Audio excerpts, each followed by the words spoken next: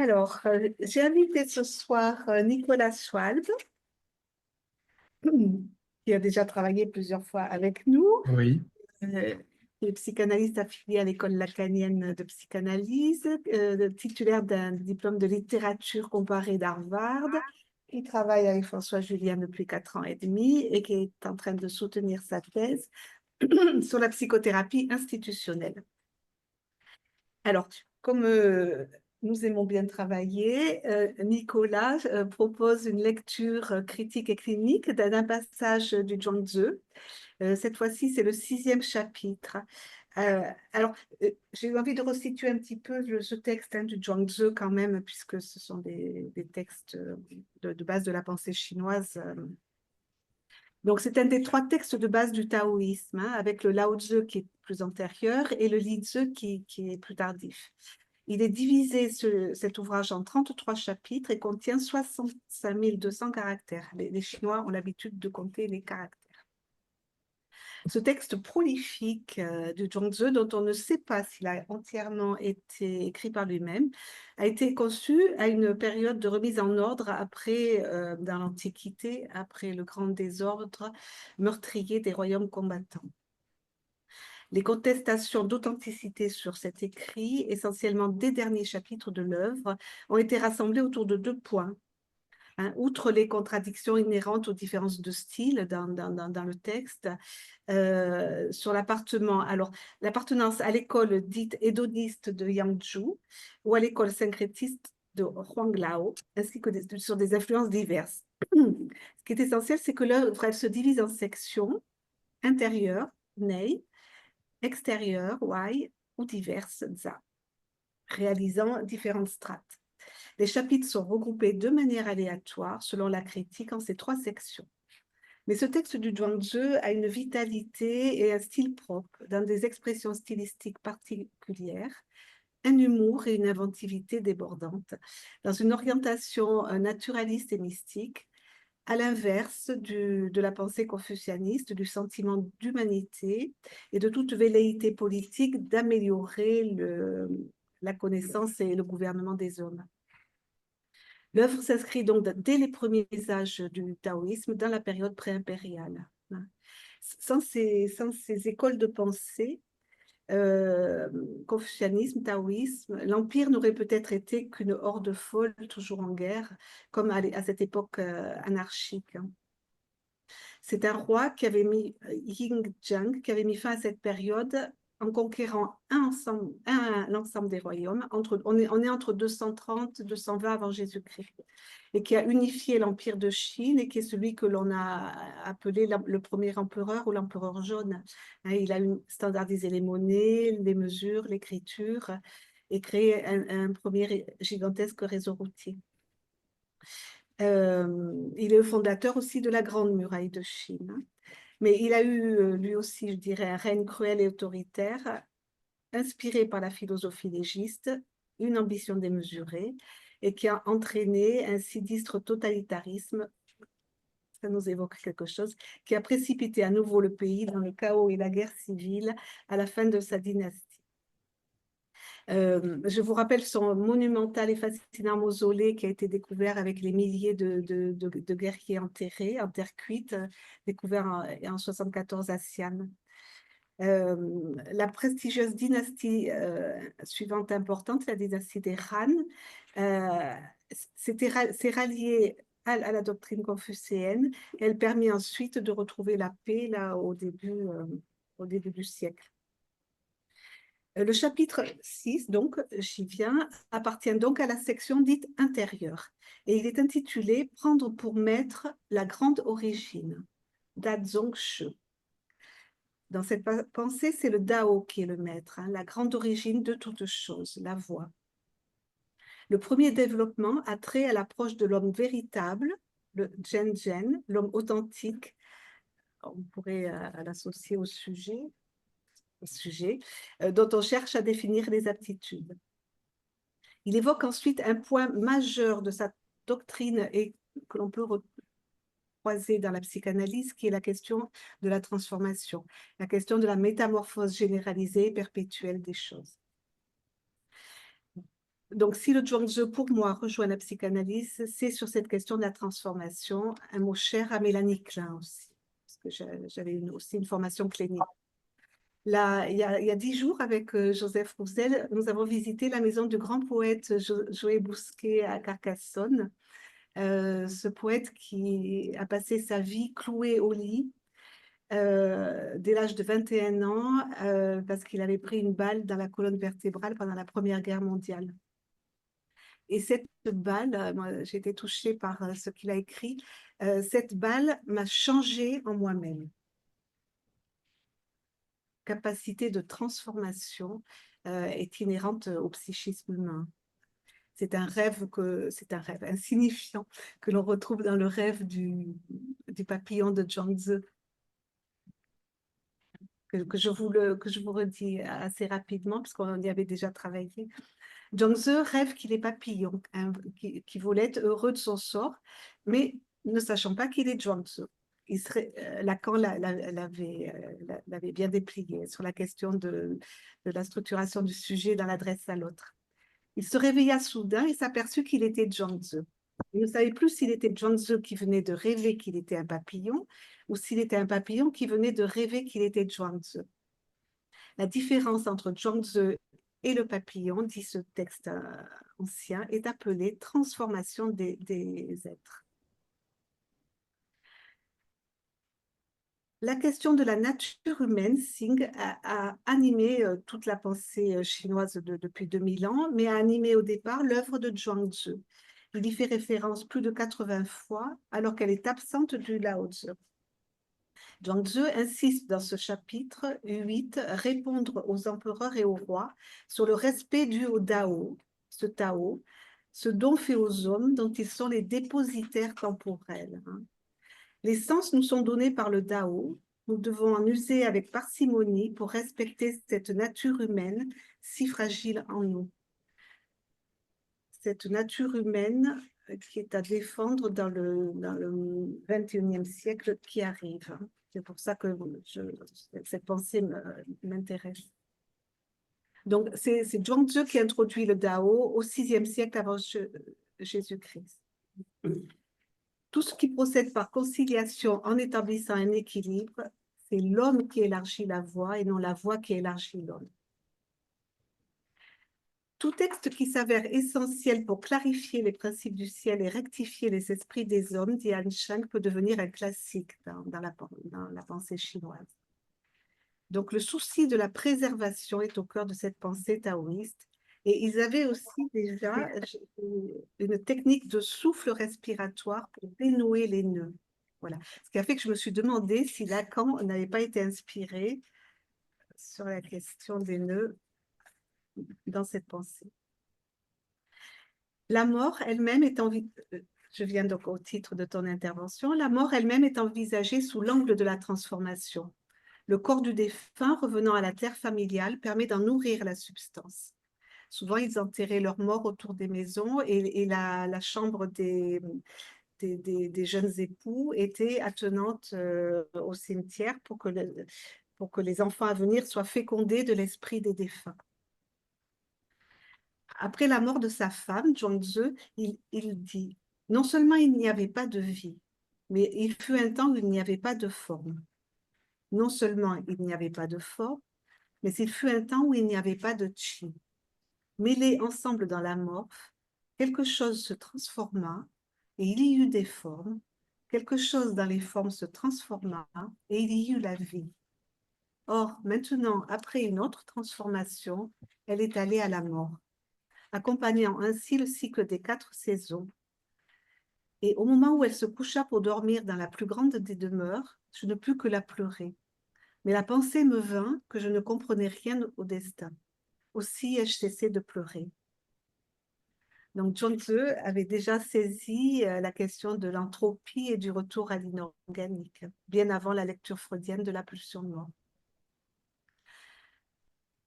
Dans cette pensée, la vie humaine est due à une réunion de souffles. Ils constituent la vie dès qu'ils sont réunis. Et si la mort et la vie sont compagnes, pourquoi en serions-nous affectés, dit-il. L'apax désigne une condensation des souffles et la vie n'est produite que par cette condensation. Donc, toute naissance est le produit d'une métamorphose et toute mort aussi, celle d'une autre métamorphose. Zhuangzi opte pour une position idéaliste qu'il défend avec constance. La mort fait intégralement partie du cycle de la vie. On ne saurait ni la chérir ni la haïr. Il faut vivre jusqu'au terme de l'existence allouée par le ciel, car la vie est un emprunt qui lui est fait et qu'il convient de rendre lors de son dénouement.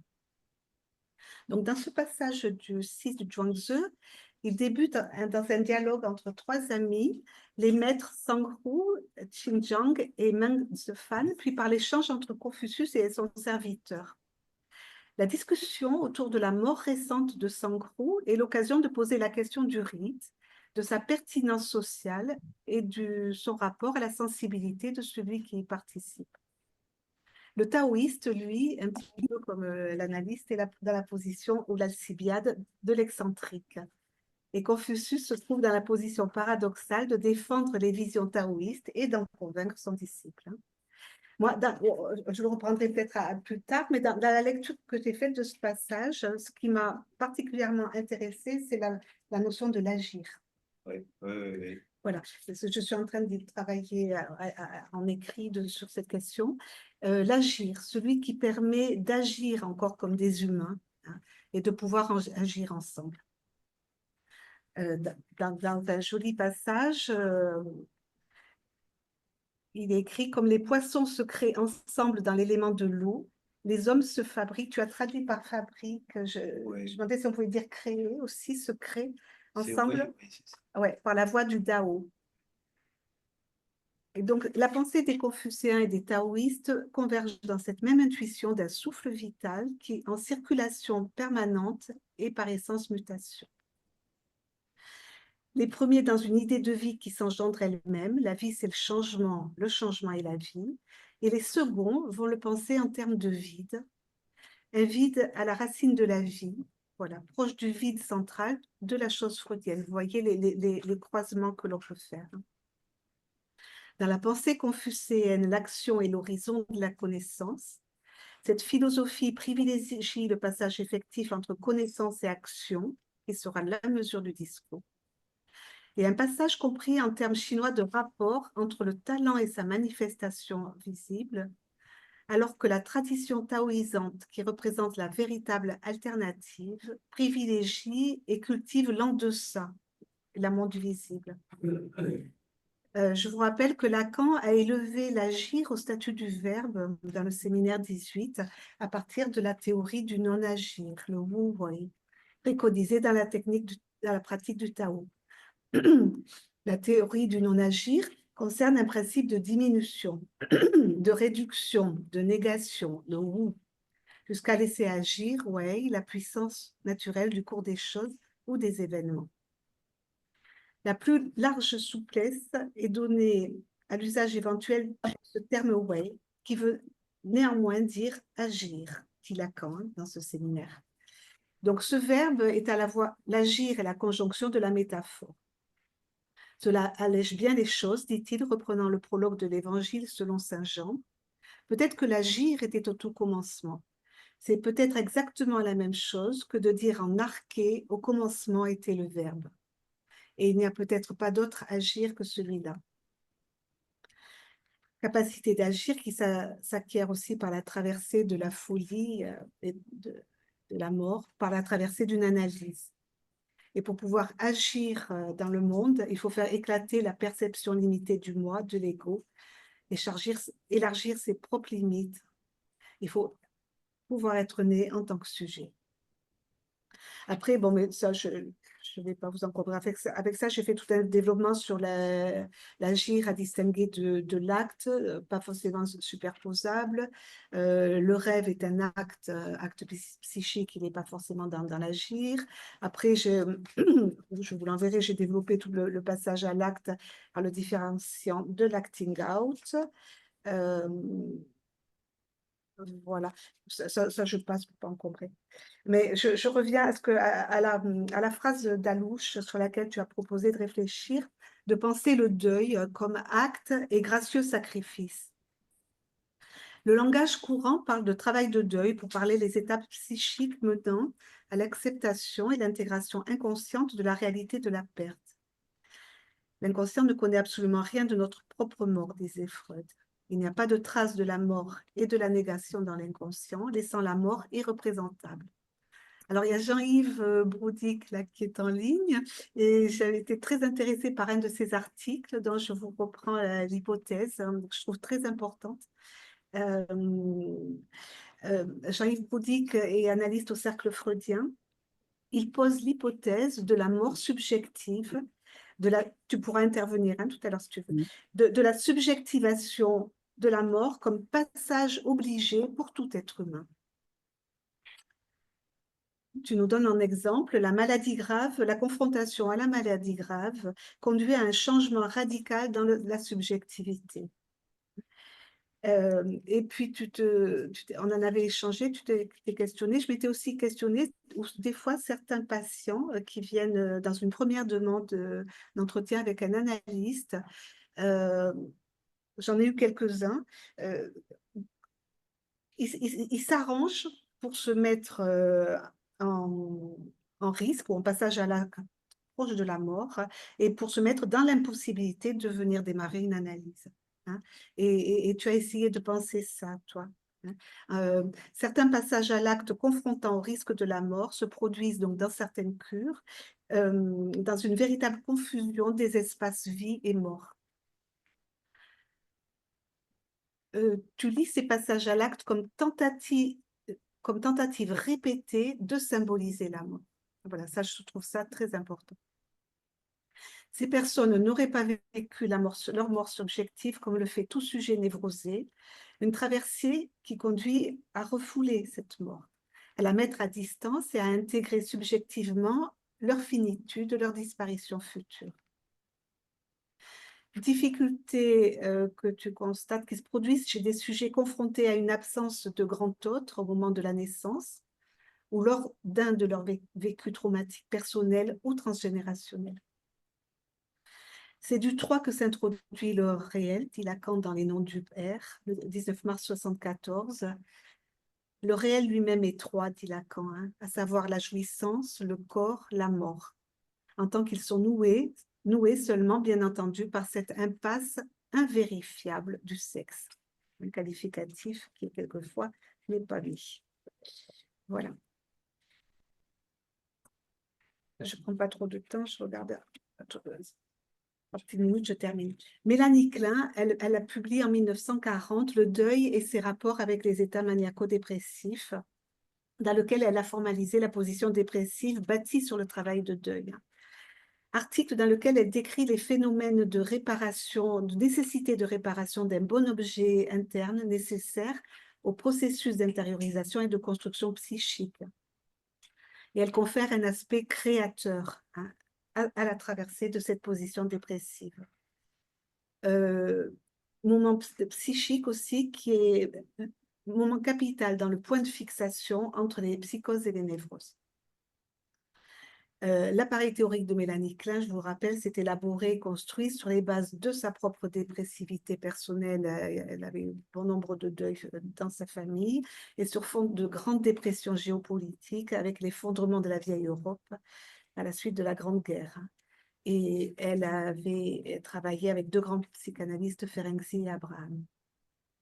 Donc cette position dépressive, l'être humain n'a jamais fini d'en découdre avec elle. Chaque deuil, chaque nouvelle crise de la vie en réactualise une nouvelle édition. Et il faut alors choisir entre régresser pour fuir la douleur dépressive vers un mode de fonctionnement paranoïde schizoïde avec toutes ses défenses maniaques. L'emballement du monde auquel on assiste, à mon avis, ça on pourra en discuter, est lié dans un mauvais engagement du travail de deuil des fracas du siècle dernier. Où élaborer cette douleur, donc la traverser, pour permettre au développement psychique de s'accomplir. James Gamil travaillait beaucoup aussi en ce sens. C'était un Kénien américain, pilote pendant la guerre, qui était venu transmettre à Toulouse. Il nous rappelait que la défense maniaque est la défense la plus utilisée contre la souffrance psychique qui accompagne cette position. La défense maniaque, qu'est-ce que c'est? C'est la toute-puissance, le déni de la réalité, le contrôle sadique de l'objet à l'extrême. Défense qui contient toujours une composante sexuelle importante. Pour Mélanie Klein, cet état psychique, donc, cette position dépressive n'est jamais totalement élaborée. Le sujet n'arrive pas à être parfaitement mature. Ce processus donc est reconvoqué à chaque drame ou deuil de sa vie jusqu'à l'approche de sa propre mort, c'est-à-dire le moment d'acceptation nécessaire de couper avec sa vie, de la rendre, comme disait Taoïste. Donc, il est le lieu d'articulation et de passage de la perte aussi à la créativité. Voilà. C'est Mélanie Klein qui a été la première à reconnaître le processus créatif du deuil, et donc ce gracieux sacrifice d'Alouche pourrait en constituer une illustration. Le courant taoïste est devenu plus religieux à partir du moment où il a été évincé par le confucianisme, ce qui a amené certains à se demander si cette pensée s'était construite en opposition à la pensée confucianiste. Certains penseurs le pensent, comme Détiample ou Michel Loy. J'en avais échangé avec Gérard Pommier, et le taoïsme, me disait-il, je vous le laisse aussi à penser, est une forme de résistance face à l'emprise d'un Dieu vivant qui représentait pour lui la rébellion du fils oedipien de toujours. Mais la mise en tension de ces deux pensées, confucianistes et taoïstes, avec leurs scènes individuelles et politiques, se surimpose continuellement. La subjectivité rêve toujours plus haut avec le taoïsme, et l'esprit du Dao ne meurt jamais. La fascination amoureuse du père primitif ne meurt jamais non plus. Et c'est la valse du père et du fils qui donne son mouvement de balancier à l'histoire, disait-il encore. La politique se balance sur ce rythme auquel nous assistons, un peu comme celui du yin et du yang.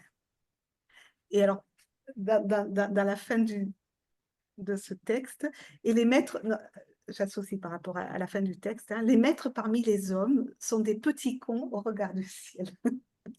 Et pour Zhuangzi, faisant du X de l'exception dans sa vanité, cet homme irrégulier au regard du ciel. Voilà, je te laisse la parole. Et puis après... Merci Monique. Effectivement, donc le passage que Monique vient de citer, c'est la conclusion de cette anecdote du 6e chapitre du Zhuangzi qu'on va commenter. Comme le texte est assez long, on ne va pas passer par la lecture littérale, qui a été notre façon de travailler jusqu'à présent, puisque semble que la littéralité dans la question du travail analytique, c'est fort important. Mais là, comme le texte est très long, ce serait vraiment très laborieux d'en passer caractère par caractère ça nous prendrait, je pense, 3 heures, à mon avis, au moins de faire ça. Donc, on ne va pas prendre le temps de faire ça. Par contre, ce que je vais faire, c'est que je vais m'appuyer aussi sur les commentaires traditionnels du texte chinois, parce que c'est une façon d'en déplier la logique et aussi de voir là où l'interprétation qu'on peut en faire, on va dire, en traduction, elle est aussi assez dépendante des glosses qui se sont accumulées au cours des siècles, et notamment dans leur façon de thématiser une opposition entre lettrés confucéens et taoïstes. Ces interprétations du passage, elles sont tout à fait légitimes, elles se soutiennent tout à fait, mais elles sont beaucoup dues à un moine du 7e siècle, donc un moine taoïste, Chen Chuanling, qui est un des grands commentateurs du Zhuangzi. Et le commentaire sur lequel je vais m'appuyer aujourd'hui, c'est celui de Bo Xiang, qui est un commentaire du 3e siècle après Jésus-Christ, et qui est celui de la personne qui a compilé le Zhuangzi dans sa forme des 33 chapitres telle qu'on la connaît, donc à peu près 500 ans après ce qui aurait été sa date d'écriture initiale, et qui explique aussi la nature disparate du texte, mais plutôt que voilà, de s'appesantir un peu dans des considérations philologiques, il semble important de restituer au Zhuangzi sa valeur littéraire, et que c'est vraiment devenu une référence d'une expression littéraire qui, en chinois ancien, on dit Shen Se, le vagabondage de l'esprit ou la puissance de l'esprit, et ce, comme la pensée. D'accord. Donc, il y a comme une pensée de l'esprit qui se dégage de ce texte, et notamment dans ce texte, il y a un motif qui devient un motif classique finalement des littératures taoïstes, qui est celui de la randonnée céleste. Et donc, on aura l'occasion de voir aussi comment, en fait, la lettre même du texte, elle pose cette randonnée céleste en suspens, parce que c'est Confucius finalement qui se fait le descripteur de cette randonnée céleste, alors que ce que l'on dirait taoïste, il l'évoque comme une possibilité sans vraiment dire que c'est réellement ce qui se passe. Donc ça nous donnera l'occasion de commenter, et c'est pour ça que j'ai fait le choix de lire ce texte ainsi, parce qu'il me semble qu'il va dans la direction de ce que Deleuze dit quand il parle de la littérature comme force critique et clinique. Et donc, bon, euh, Deleuze, il en dit quand même beaucoup plus sur la dimension critique dans son petit bouquin que sur la dimension clinique. Et la dimension clinique, je pense que pour un psychanalyste, on peut dire qu'elle est un peu traitée rapidement comme une espèce d'héroïsme de la folie qui n'est pas forcément congruent avec l'expérience justement de l'horreur finalement que peut représenter la folie. Mais ce texte a une façon de travailler ce motif de la folie et du hors-norme, c'est ce que tu avais conclu sur le irrégulier et sur le hors du monde, qui est tout à fait unique dans la pensée chinoise de son époque. Et d'ailleurs, François Julien, dans son bouquin L'incommensurable, où il dit très clairement la Chine ancienne a méconnu l'altérité parce qu'elle a voulu résorber toujours le hors-sens dans du sens, y compris le sens de la génération infinie des phénomènes, ce que Léon van der Merch il appelle le transphénoménal dans la pensée chinoise ancienne.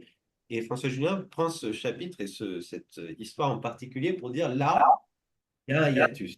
En fait, il y a un hiatus, il ne résorbe pas de la mort, et cette histoire vient nous le donner à lire sans pour autant le placer dans une métaphysique. Et c'est ça qui est très intéressant, et c'est pour ça que je prends ce texte comme point de départ pour finalement venir répondre un peu à des questions qui avaient émergé du dialogue entre Jean Alouche et François Julien, qui est un dialogue qui a duré à peu près 5 ans, qui s'est étalé, même plus en fait, parce que Julien a continué à parler avec Alouche jusqu'à assez récemment, mais Alouche a cessé d'écrire sur Julien en 2010, mais il a écrit au moins 4 textes sur la pensée de François Julien, qui sont tous disponibles sur son site. Et dans son dialogue avec François Julien, Alouche, comme c'était souvent le cas avec lui, a eu une heureuse invention néologique qui était celle de cohérence. Et Jean Alouche dit, finalement, la mort telle que me l'a décrit François Julien dans la Chine ancienne, c'est de l'ordre de la cohérence. C'est-à-dire que les phénomènes ne cessent jamais de s'enchaîner, et donc nous sommes un peu là, cohérents les uns avec les autres. Mais il dit, et c'est la question qu'il pose à François Julien, il dit, mais comment se fait-il que le bouddhisme se soit si bien implanté en Chine et qu'il ait disparu de l'Inde, alors que c'est l'Inde ancienne qui a inventé la fin de la cohérence, qui est le nirvana, ou l'éveil, qui met fin au cycle des réincarnations et qui propose une forme de coupure radicale.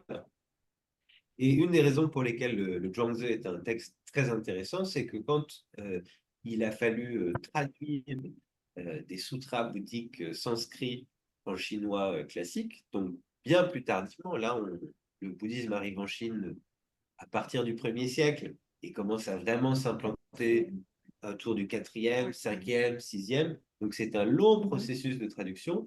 Et les moines bouddhistes, en fait, faisaient, et ça, il y a un livre d'un sinologue américain qui s'appelle Hans Sossi, qui s'appelle Translation as Citation, la traduction comme citation, Zhuangzi Inside Out. Et Hans Sossi montre très bien que les traducteurs bouddhistes, en fait, faisaient du copier-coller de passages du Zhuangzi ou du Lao Tzu, mais beaucoup du Zhuangzi, pour traduire la logique finalement de la coupure et de cette possibilité de s'extraire de la processualité infinie du monde et de sa cohérence. Puisque là où Alouche fait un petit jeu de mots, c'est que François Julien traduit le li, donc pas celui des rites, mais celui de la raison du Oui. jade poli. Oui. François Julien traduit li par cohérence. D'accord. Ah, Et donc, d'accord. Alouche fait un petit jeu de mots pour dire oui, c'est la cohérence et donc la cohérence.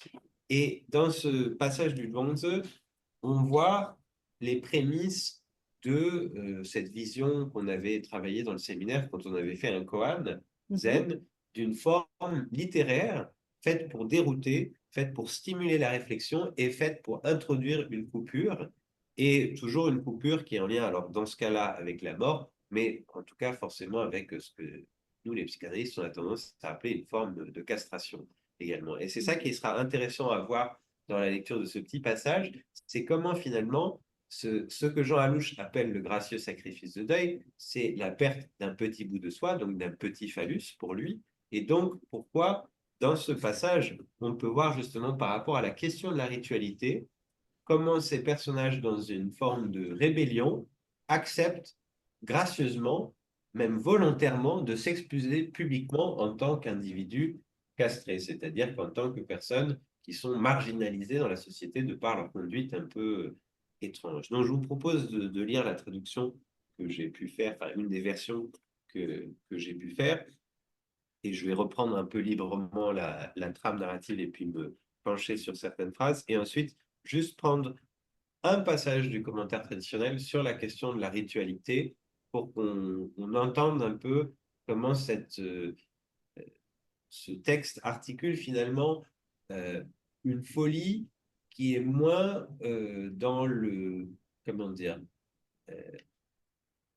qui est moins dans une vision, on va dire, de l'aliénation comme altération totale et donc comme possible aliénation totale à soi, et au lieu plus proche de ce que Jean Alouche, lecteur de Ligny, avait appelé liberté, mais ER, comme un verbe.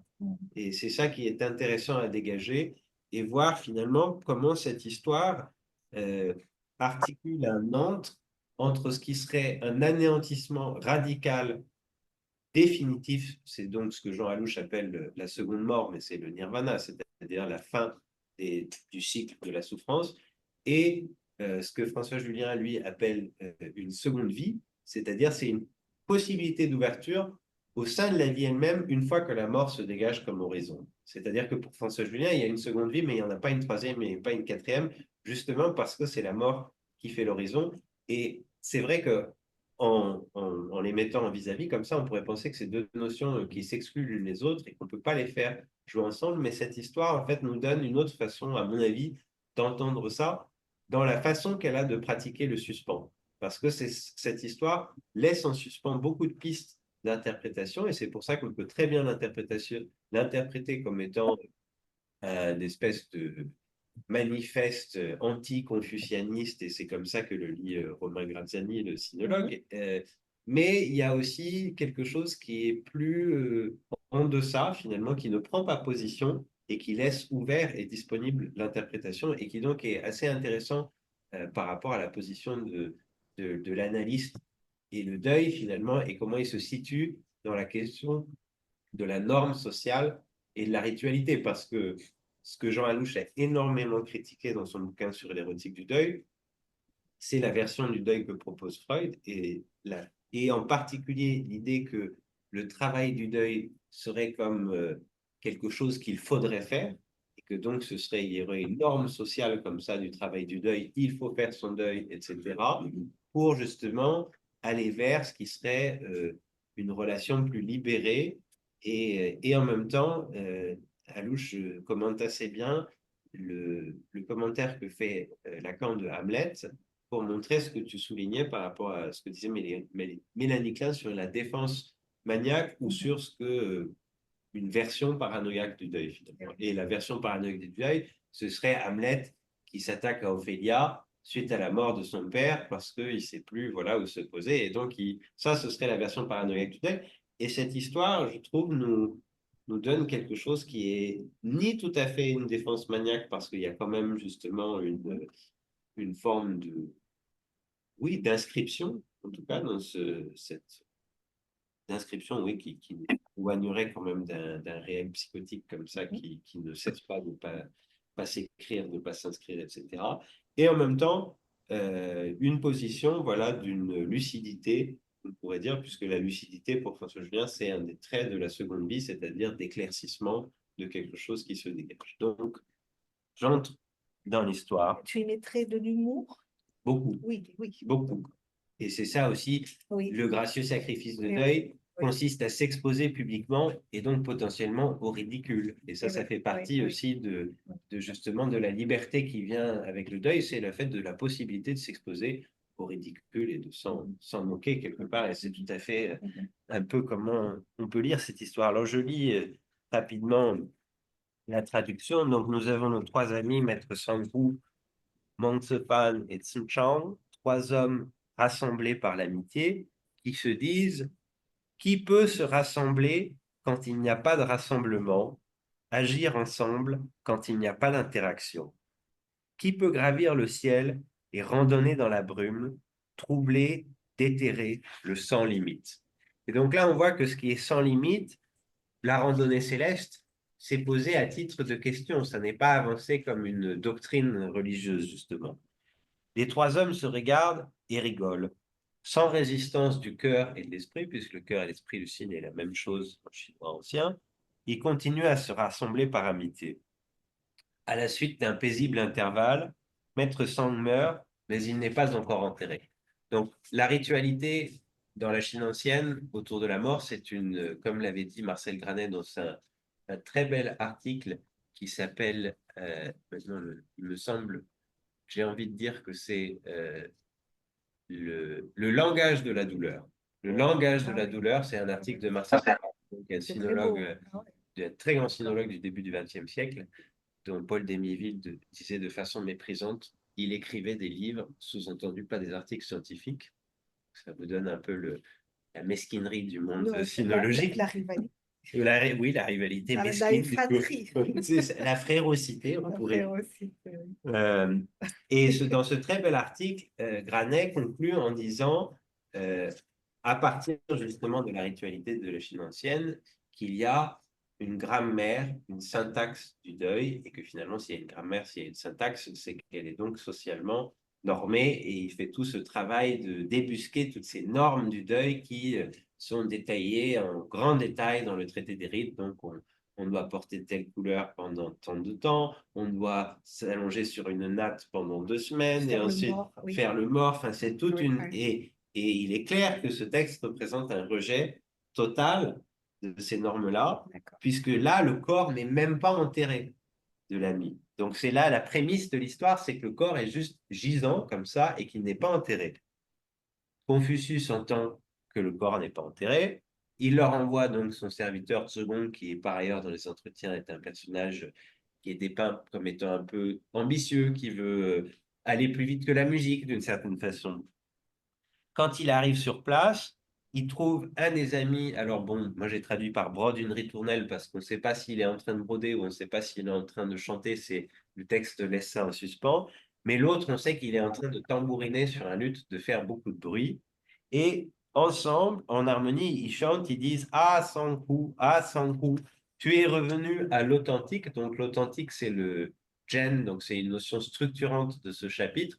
Et donc, ça fait allusion comme ça à cette image comme ça d'un père un peu mythique, quelque chose d'authentique, mais en même temps, on voit très bien on pourrait très bien lire ça comme étant il a accédé au nirvana, à la seconde mort, c'est-à-dire que fini pour lui la souffrance. Second voit ça, il leur dit, mais vous tenir auprès du cadavre comme ça et chanter de cette façon, est-ce normal? Alors moi, j'ai traduit normal parce que ce qu'on pourrait dire, c'est est-ce conforme au rite? Mais François Julien, lui, lit la notion de rite par norme comportementale. Parce que, de fait, ce sont les normes sociales et comportementales. Donc, moi, je dis juste, est-ce normal? Et oui. Excuse-moi, parce que il me semble que tu as sauté alors que nous agissons. Oui, c'est vrai, c'est vrai, c'est vrai. Moi, regarde, c'est ce que j'ai surligné. C'est vrai. C'est vrai. Ils disent, tu es revenu à l'automne. Alors que nous agissons. comme des Voilà, humains, c'est la question d'agir. de l'agir. Et effectivement, là, il y a la question donc de l'agir non humain et du fait que dans la mort se décante cette cohérence des processus. Et donc, ça aussi, ça suggère une forme d'une lecture qui est assez, enfin, on pourrait dire taoïste, mais aussi bouddhique finalement, de, d'une capacité à rejoindre ce qui est au-delà des passions, d'une certaine façon, ou de, oui, de l'attachement, et qu'il y a une forme de détachement comme ça dans l'expérience de la mort. Mais ça aussi, c'est leur chant qui est dans un état, voilà, on peut imaginer des amis qui chantent autour de leur cadavre dans une forme de défense maniaque, peut-être on pourrait dire, face à cette impossibilité qui se manifeste à eux, mais leur réponse à ça est d'emblée dans une forme d'expression, ou en tout cas d'émotion, et c'est ça le commentaire justement éclaire un petit peu cette dimension-là, puisque les deux passages, voilà, sur lesquels je vais vraiment m'appuyer sur le commentaire traditionnel, c'est vraiment juste la phrase qui suit. Donc, une fois qu'il leur demande, mais est-ce que c'est normal, est-ce que c'est conforme au rite, etc., de se tenir auprès du cadavre, ils se regardent les deux, ils rigolent et ils disent, quelle fruste compréhension. Alors là, c'est l'expression qui est difficile à traduire et donc justifie l'appel au commentaire. Quelle fruste compréhension de l'i. Donc, i, c'est comme souvent traduit par intention, mais ça peut aussi vouloir dire image ou imagination. Donc, par exemple, l'art martial que je pratique, c'est le I Chuan, et c'est le même I. Et donc, on dit, vous allez imaginer que vous êtes dans de l'eau quand vous vous tenez debout. Ça, c'est un I. Donc, c'est une forme de, voilà, c'est un terme qui ne peut se traduire qu'au cas par cas dans ce genre de situation. Et donc, moi, j'ai choisi de le rendre par quelle fruste compréhension du soin, entre parenthèses, et des normes. Puisque yi pourrait, dans cette situation, se traduire comme soin ou comme une forme de care, justement, puisque le care, c'est quand même une forme d'attention soucieuse. Et bon, à la suite de ça, Tsegong, il ne comprend pas trop ce qui se passe. Il va voir Confucius, il dit, mais qui sont ces hommes qui cultivent et conduisent sans avoir, qui vivent au-dessus de la forme de leur corps, comme s'ils étaient séparés de leur squelette, qui s'approchent d'un cadavre en chantant, sans que leur visage se change d'une quelconque façon, et sans qu'ils aillent dans une direction ou d'une autre. Qui sont ces hommes? Et là, Confucius dit, ces hommes-là, ils randonnent, donc yo, c'est l'idée comme ça de se balader, se promener. Ils randonnent au dehors du carré du monde. Alors que moi, je circule à l'intérieur du carré du monde. Alors, selon les versions du texte chinoise, c'est le même caractère pour randonner et circuler, mais il y a des versions où il y a une version, donc Et dans dans ce celle que que tu tu m'as as, donné, c'est pas c'est le même. coer, justement. Oui, j'ai changé. Ah, tu as Oui, changé. oui, j'ai Et pourquoi changé. tu n'as pas gardé coer? Parce que justement, je voulais suggérer que dans l'idée de randonnée, il y a une forme de liberté, que cohérer, ça voudrait vraiment, on reste comme ça dans le cycle des processus et de leur infini, alors que là, il y a quelque chose qui s'en sépare un petit peu. Et c'est pour ça qu'on pourrait dire Confucius, il cohère, alors que eux, ils randonnent. D'accord, Et je pense que c'est une lecture possible. d'accord. Et Confucius dit dedans et dehors ne se bordent pas. Et c'est là où il y a un hiatus, ce qui est quand même assez rare dans la pensée chinoise ancienne, où les choses ont tendance à bord et à se border, comme ça, à l'infini, et puis à se nouer à l'infini. Mais là, dedans et dehors ne se bordent pas. Et lorsque je t'ai envoyé leur porter nos condoléances, j'ai vraiment agi. Alors, la traduction traditionnelle, c'est tel un sot. Moi, j'ai préféré traduire tel un con, puisque c'est un thème chez les Lacaniens, la connerie, comme étant ce qui donne accès à une fonction de déconnaissance. C'est par la connerie du maître qu'on accède à la déconnaissance. Et là, je trouve que c'est quand même approprié. Confucius, qui est singé comme étant le maître parmi les maîtres dans ce texte, qui dit lui-même, j'ai agi tel un con, et que ça nous mette sur la voie de cette connerie comme voie de déconnaissance, ce qu'on avait aussi travaillé dans le koan du doigt coupé, où il y avait une réflexion comme ça sur. C'était pas le même caractère pour sottise, mais c'était une autre forme de. Il y a une certaine forme de sottise dans ces histoires de maîtres ou de conneries, pour être bien. Eux, pour Confucius, ils agissent de fabrique, de concert avec la fabrique des choses. Et de cette façon, ils randonnent ou cohèrent avec le seul souffle du ciel et de la terre. Donc là, on voit quand même que on pourrait dire, cette idéologie, en tout cas, du ciel et de la terre, euh, du yin et du yang, ça vient de la bouche de Confucius. Ça ne vient pas de la bouche des trois amis dans ce texte. Et d'ailleurs, c'est Chen Chuanying, quand il commente, il dit oui, le ciel et la terre, parce que c'est le yin et le yang, et que les lettrés, eux, c'est moins, ils sont plus dans le respect des rites, alors que les taoïstes, eux, sont dans de l'unité. Mais ça, c'est du commentaire du 7e siècle, presque 1000 ans après la rédaction du texte, qu'il intègre déjà dans du sens et des discours qui préexistent finalement. Pour eux, vivre adhère au superflu et pousse telle une pustule, alors que mourir en distingue et en disperse le fuite. Ça, c'est vraiment le style Zhuangzi. C'est ces images comme ça assez crues.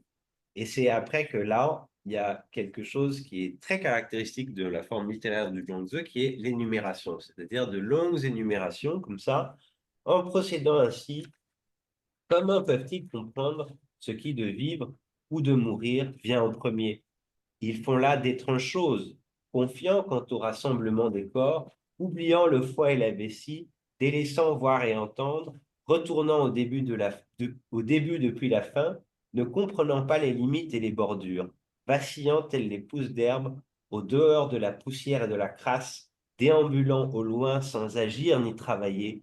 Comment peuvent-ils se conformer aux normes confuses, et ça c'est un effet de style classique chinois de répéter deux fois le même caractère pour produire comme ça quelque chose d'un peu aller encore dans le sens de cette énumération quand même, parce que ça c'est une longue phrase, et le chinois classique est une langue parataxique dans laquelle il n'y a quasiment pas de syntaxe, donc c'est vraiment juste des caractères qui s'enchaînent comme ça, et ce qui est remarquable, c'est que finalement à traduire, c'est beaucoup plus simple que des formules très denses et très compactées qu'on pourrait trouver comme dans les classiques confucéens, par exemple. Ils intensifient le sens ainsi en doublant.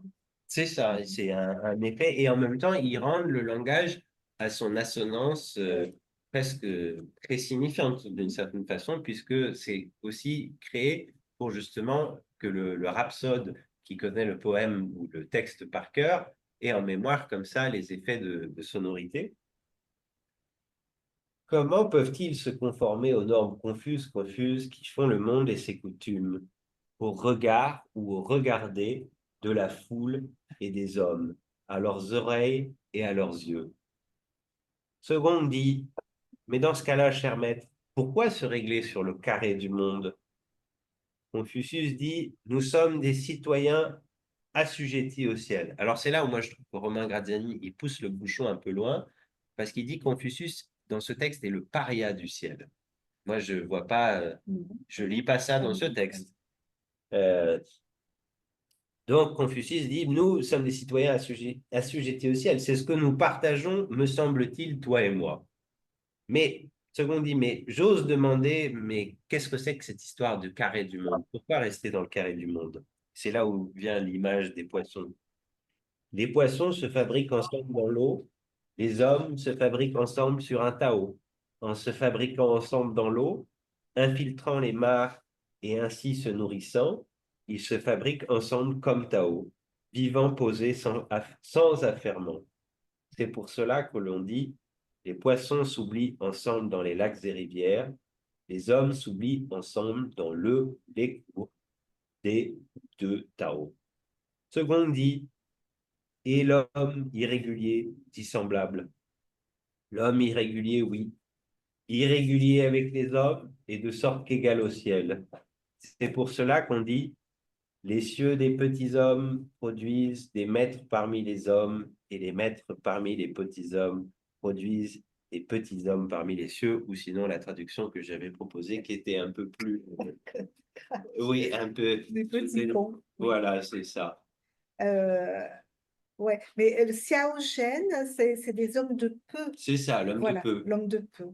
C'est ça, pour ça que du coup, traduire par petit con, c'est pas forcément. J'aime bien l'homme de peu. Oui, Oui, à différencier de l'homme de bien, le c'est ça. peu. Mais justement, cette Ah, conclusion, elle ironise un peu sur oui, ce Junzi oui, comme étant comme ça une image de la vertu oui, pour dire que finalement, c'est le ciel qui régule l'homme de peu comme l'homme de bien, oui. le seigneur comme le plébéien. Et c'est là où, bon, on peut lire, comme le font beaucoup de commentateurs, pourquoi l'image du ciel chez ceux qu'on dit taoïstes n'est pas la même que celle chez ceux qu'on dit confucéens. Mais ce qui m'intéresse plus, en tout cas, de cette histoire, c'est précisément la question de la ritualité et de ce que j'avais traduit par soin des normes. Et là où le commentateur est intéressant, je vous lis comment il nous lit cette image de pourquoi est-ce que finalement ces deux amis auraient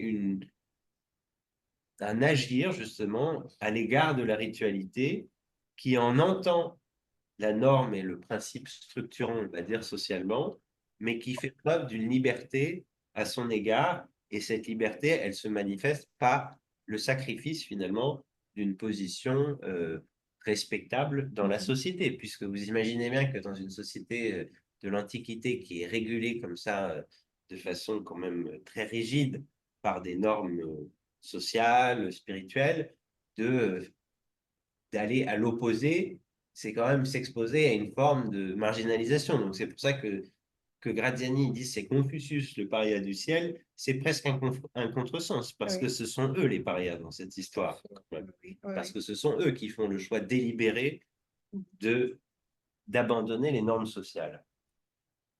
Donc le commentateur Gaussian nous dit ceux qui comprennent le soin des normes, donc Lili, randonnent au dehors de l'intérieur des œuvres classiques.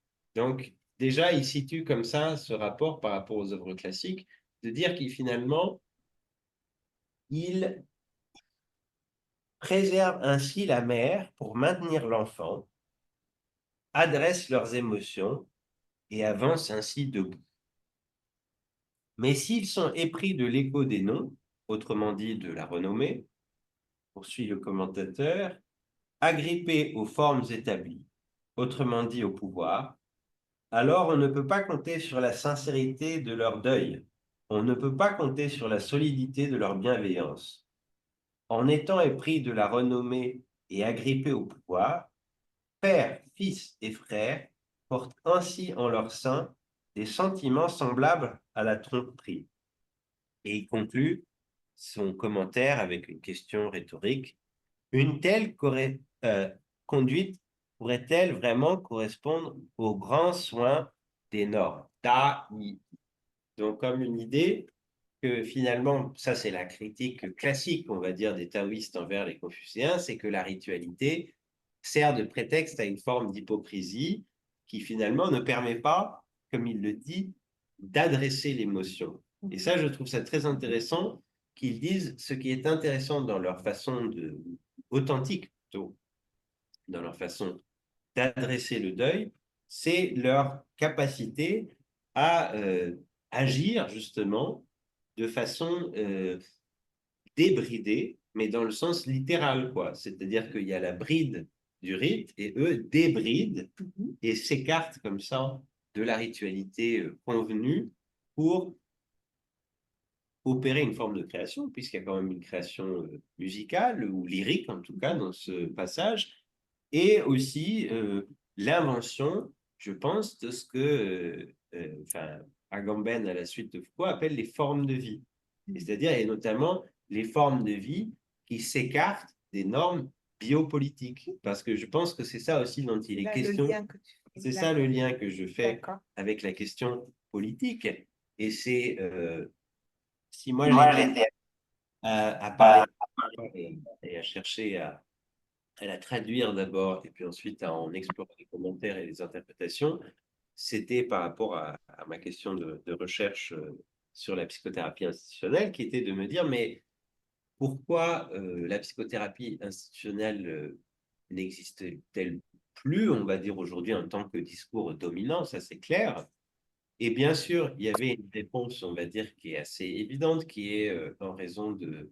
Moi, j'ai arrêté de l'appeler néolibéralisme parce que ça fait tellement de mauvalisme, mais je préfère neurolibéralisme, puisque ça va main dans la main, comme l'a montré le bouquin de François Gonon, les neurosciences, un discours néolibéral. Donc, on peut dire neurolibéralisme, ça marche tout aussi bien. Ça, c'est une réponse, on va dire, évidente que oui, c'est un discours dominant qui, en plus, s'appuie sur des forces capitalistes, etc. Mais il y avait une autre raison qui serait pour moi la cohérence des discours et du monde qui ne cesse de tourner et que finalement, la psychothérapie institutionnelle était un discours dominant, on va dire, dans les années 70 et la cohérence du monde fait que du haut de sa dominance, eh bien, comme je suis un peu déridéen quand même. Je pense qu'il y a toujours dans construction le, la petite fissure Au qui est... chinois, dans le yin et le yang. Oui, oui, c'est ça, ou que ça passe effectivement, déridéen ou chinois, ou les deux même.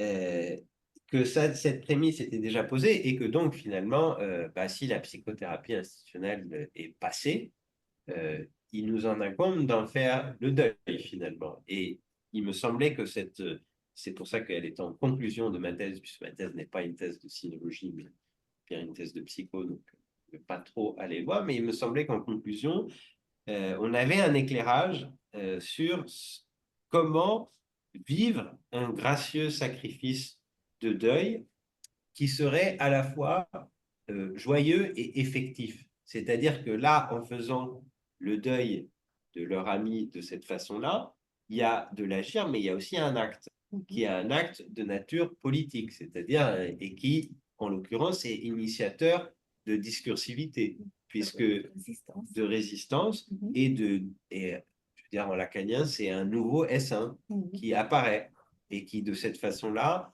ouvre un champ de discursivité, et c'est celui qu'on appelle taoïste. Mais il n'y a pas, à l'époque où l'auteur présumé Zhuangzi écrit ce texte, il n'y a pas de taoïsme.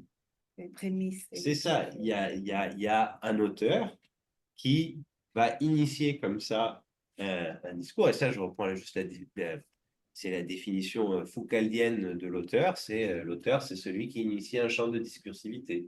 Et là, on est vraiment, si on compare au Lao Tzu, on est beaucoup plus dans ce qu'on appellerait de la littérature d'auteur. Et donc, on est beaucoup plus dans l'émergence d'un discours. Et ce qui est, je trouve, très intéressant de la forme même du texte, et c'est là où je trouve que sa forme littéraire, finalement, produit un effet qui est plus tangible, je pense, que le Lao Tzu, par exemple, où il y a une forme poétique, mais qui est quand même rattachée à une ritualité religieuse, puisque le texte est fait pour être récité un peu comme quelque chose qu'on apprend par cœur sans vraiment pouvoir le comprendre, alors que ce texte-là, il est fait pour être lu comme on lirait une fable. Hein. Et donc, il y a une narrativité dans ce texte, je pense, qui lui permet d'ouvrir des possibilités d'interprétation, parce que je vous en ai proposé une lecture, Monique, tu proposais une lecture aussi, et je pense qu'il y en a d'autres. Et c'est ça qui est la richesse du Zhuangzi. Riche, oui. Je te remercie de m'avoir donné à travailler, effectivement. Oui. Voilà, voilà ce que je peux en dire pour l'instant. Et maintenant, je pense qu'on peut discuter.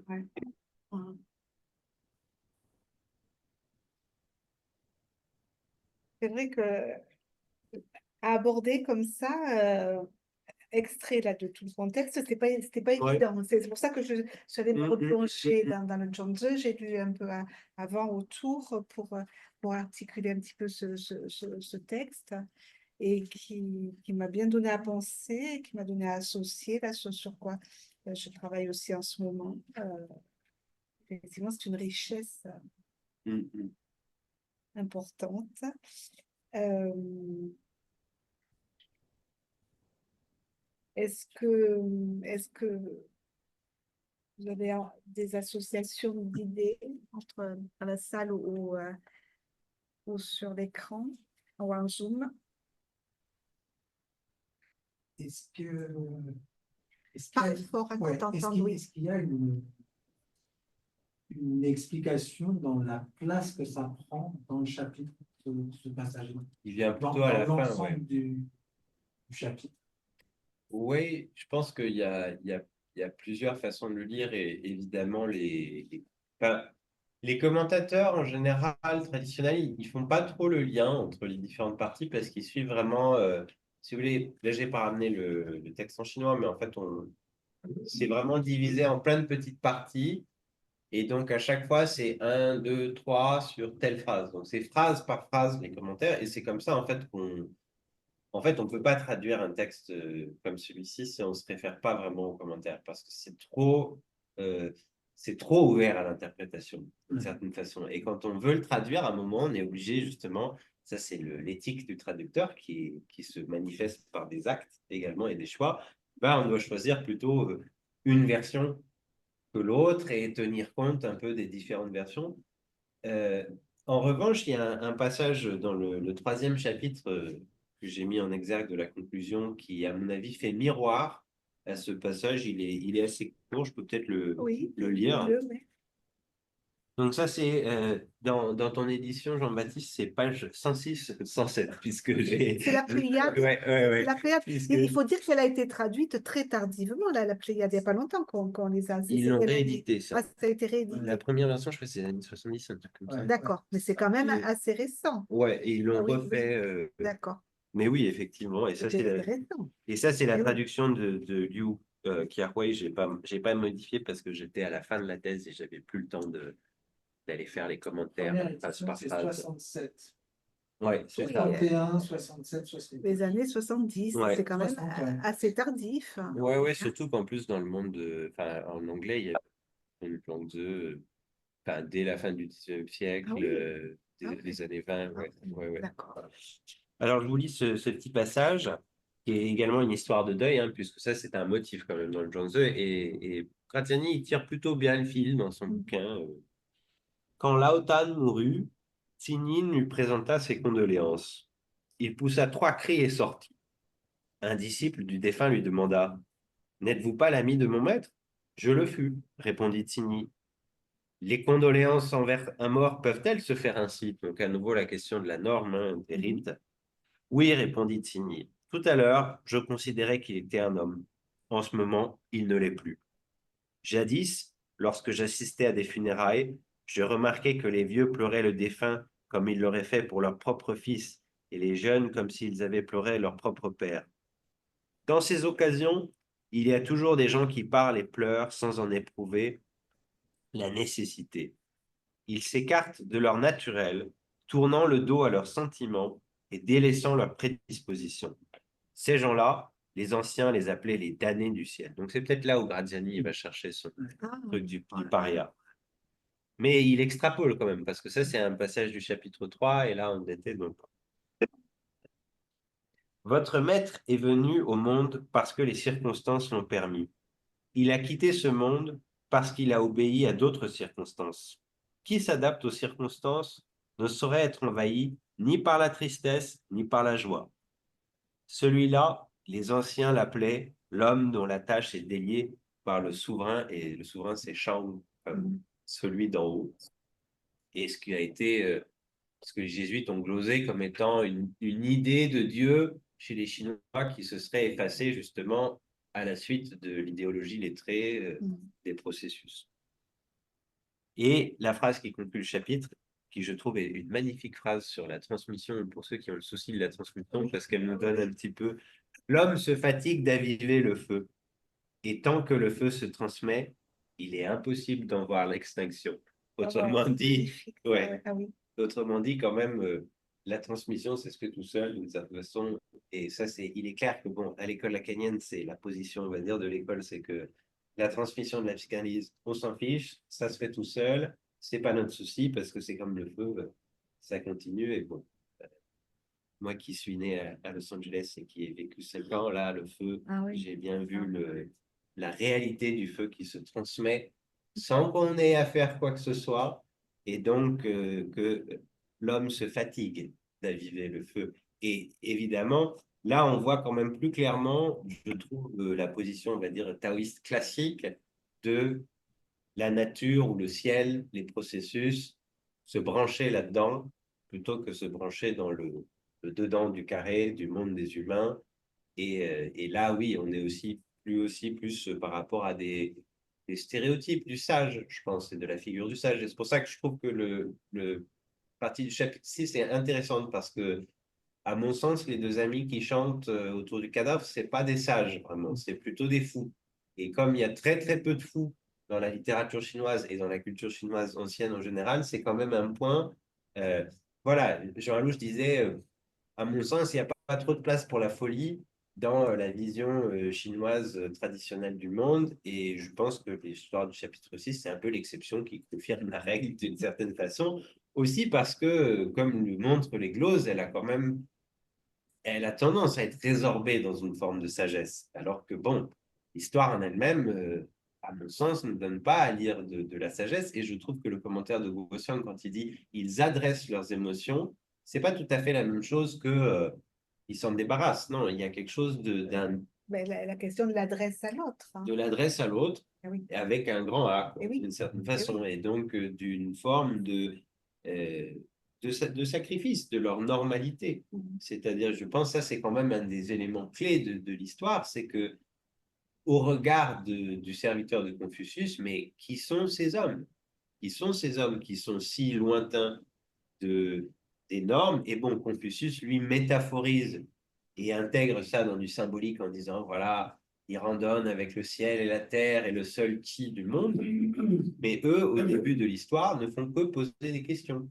Ils laissent les choses en suspens. Et ça aussi, cette attitude de poser une question ouverte et un peu qui peut s'assembler sans rassembler, c'est assez peu caractéristique de la culture, on va dire, de cette époque, où c'était quelque chose qui, à l'époque des royaumes combattants, était dans l'air, puisqu'il y avait les 100 écoles de pensée et une forme de débat qui s'installait, mais qui a très tôt été quand même éradiqué par la culture impériale, qui a imposé également la classification taoïste, confucianiste. Ça, c'est la librairie, enfin la bibliothèque impériale qui a commencé à produire.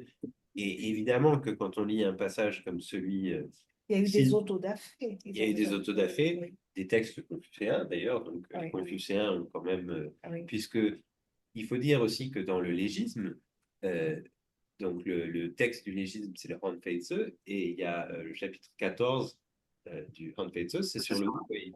Et c'est sur reprend actuellement le paragraphe 37 du Hanfeize, Wu-wei, Wu-wei, agir et de sorte que rien ne soit pas fait, pour dire voilà comment on peut instaurer la terreur.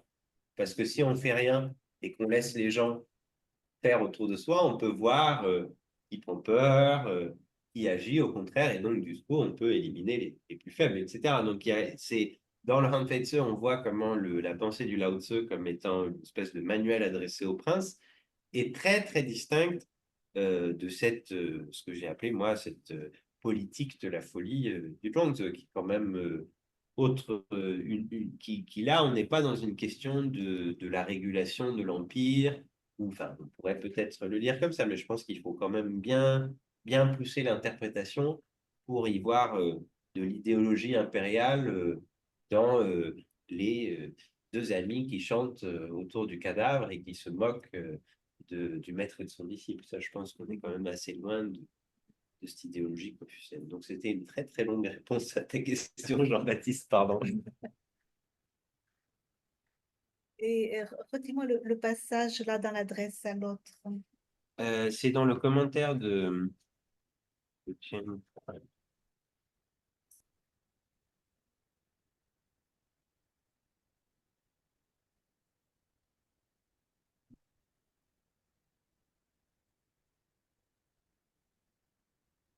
Donc, Gaussian, il dit,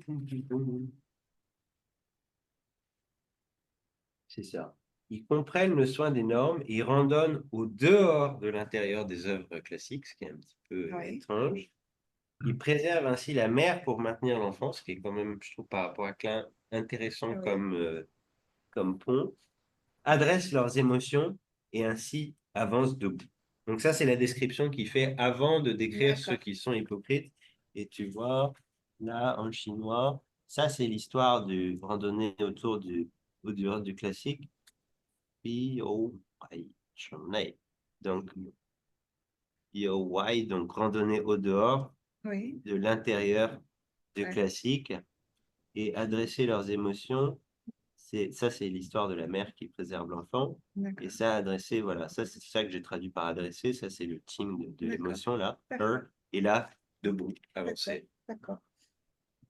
Et Jean-Yves, est-ce que tu pourrais associer par rapport à la symbolisation de la mort?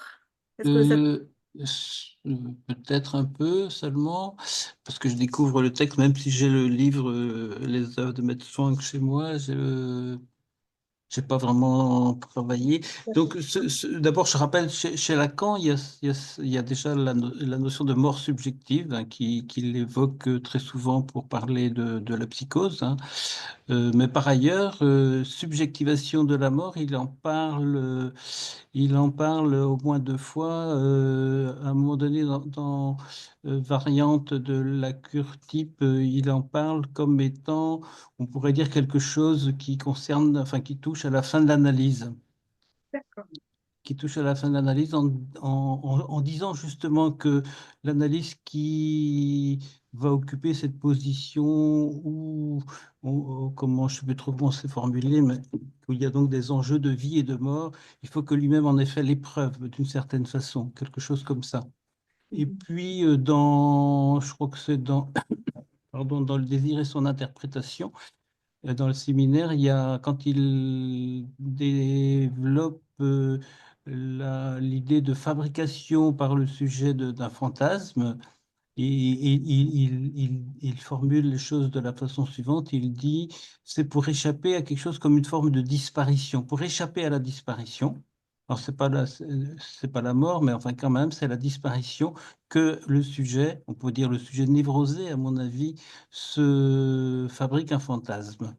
Et peut-être le lien que je ferai en complément, c'est bon, de souligner d'abord que justement la question de la mortalité ou de l'éternité, etc., c'est quand même des thématiques qui apparaissent beaucoup dans les délires psychotiques.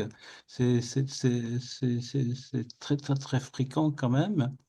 Et puis, d'autre part, le rapprochement, alors, avec ce que j'ai entendu, ce que j'ai compris, c'est, j'ai lu aussi Jean Alouche, son érotique du deuil au temps de la mort sèche, et puis son petit livre Contre l'éternité, là, à propos de Yoko Ogawa notamment.